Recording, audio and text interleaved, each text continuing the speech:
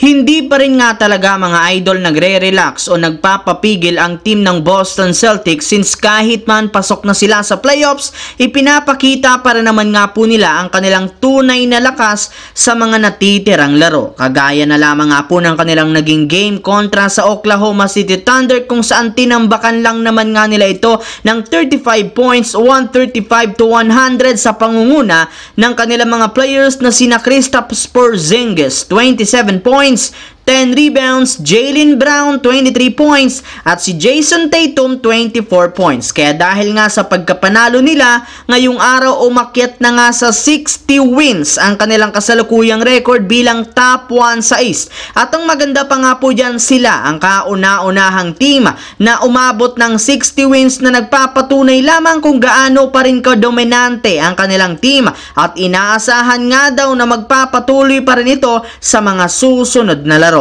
Samantala, sinubukan nga talaga mga idol ng Washington Wizards na makapag-comeback sa huling minuto ng game.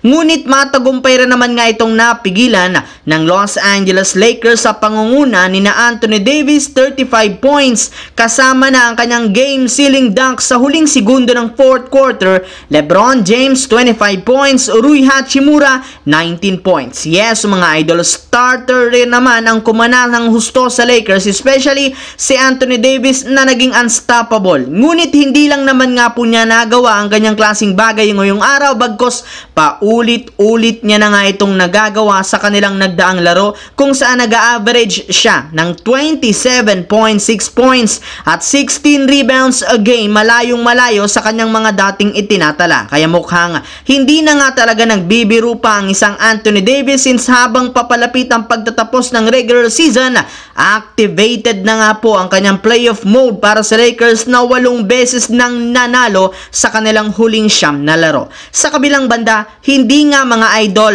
o sa mga nagdaang laro nga po ng Golden State Warriors, gumaganda na nga ang performance ng kanilang team sa huling 5 panalo at isa nga sa mga napansin na rason ng mga analysts bakit sunod-sunod ang kanilang panalo dahil sa parati nilang paggamit ng isang legit na sentro. Yes mga idol, mas madalas na nga po nilang ginagamit ngayon sina Trayce Jackson-Davis at Kevon Looney sa front court at hindi nga nila pinapabayaan na si Draymond Green na solohin ang pagbantay sa mga big man. Kaya hindi na nga sila nadodomina pa sa ilalim, especially pagdating sa rebound. Maliban nga po dyan, mas humigpit na rin naman nga ang kanilang depensa kung saan nalilimitahan na nga po nila ang mga points in paints. Yes mga idol, double effort ngayon ng Warriors sa kanilang mga natitirang laro, hindi kagaya ng mga nakalipas na laban since kailangan nga po nilang manalo kung gusto man nilang makapasok sa play-in tournament at magkaroon ng tsansa na makapasok sa playoffs ng Western Conference. So yun lamang mga